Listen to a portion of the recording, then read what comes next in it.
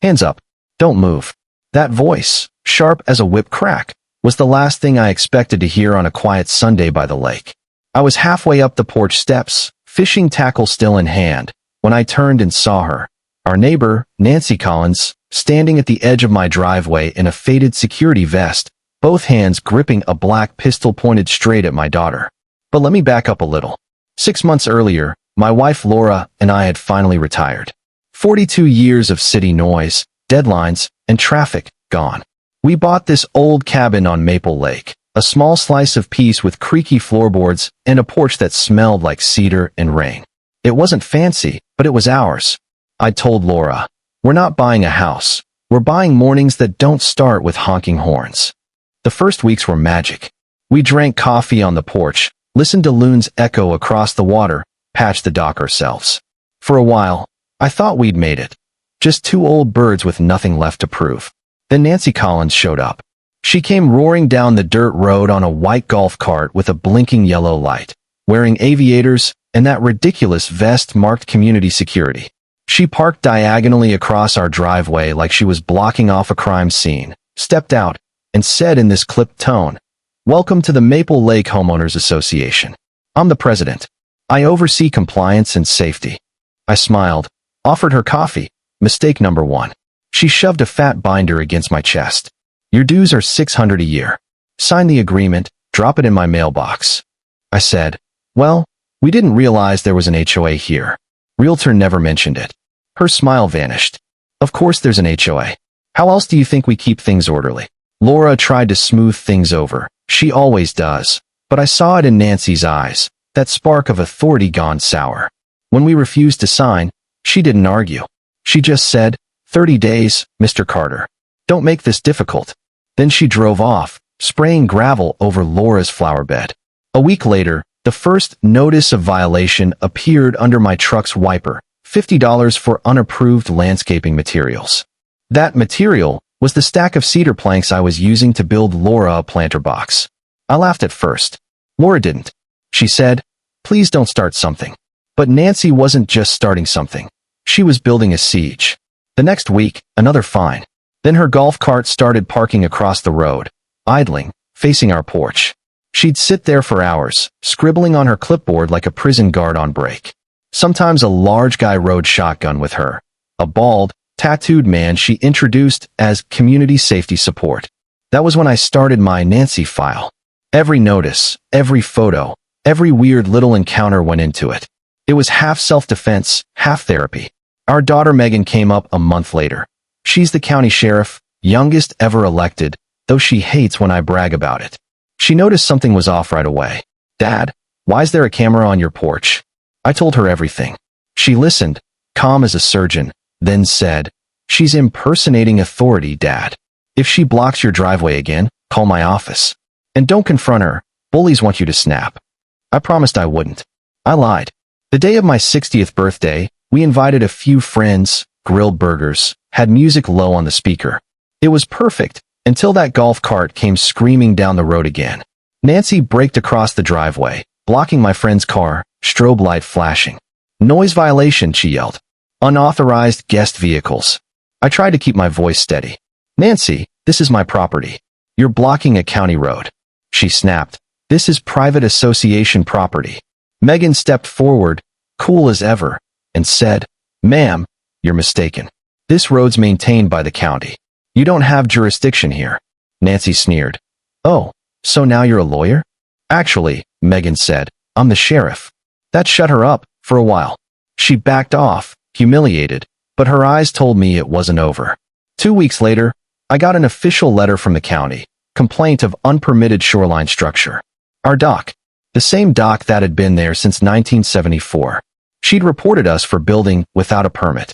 I spent 2 days digging through old records, proved it was grandfathered, and the county dismissed the complaint. But I understood her game now. She wasn't trying to find me anymore. She was trying to drown me in paperwork. That night, I called Megan. She ran a check and discovered the Maple Lake HOA's nonprofit status had expired 18 months ago. Legally, it didn't even exist. Nancy was collecting dues for a ghost organization. "That's fraud, Dad," Megan said. "She's not just bossy, she's dirty." So I wrote a letter to all the neighbors.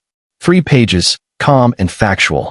I attached the public record showing the HOA was dissolved, asked for transparency, and called for a new board election. I mailed every letter certified on a Friday afternoon and waited. By Sunday, the neighborhood was buzzing.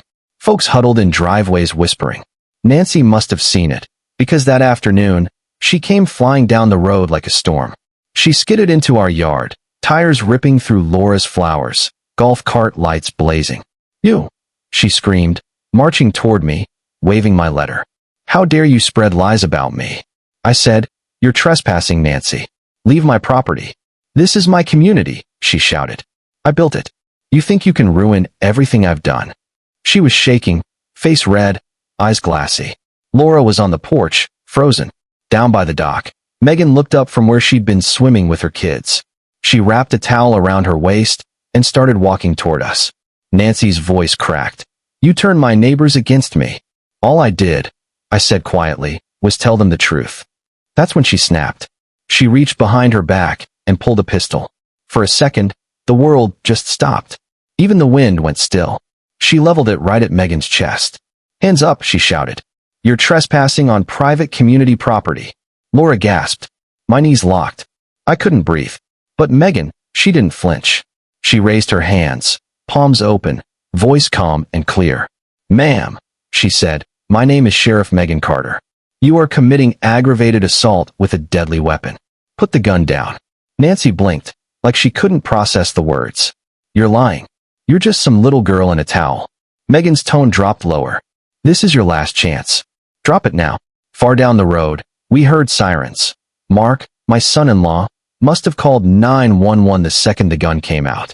The sound grew louder, and something flickered in Nancy's eyes, fear. Her arm trembled. Then the gun slipped from her hand and clattered to the pavement just as 2 patrol cars pulled up, lights painting the trees red and blue. "Sheriff, you good?" one deputy shouted. "I'm fine," Megan said, still steady. "Secure the weapon and take her into custody." They cuffed Nancy right there on our lawn. As they read her rights, she looked at me, eyes wet, voice cracking. I was just trying to keep order. But all I felt was relief and a little pity. Later that evening, after the cruisers left, the lake was quiet again. No flashing lights, no golf cart hum.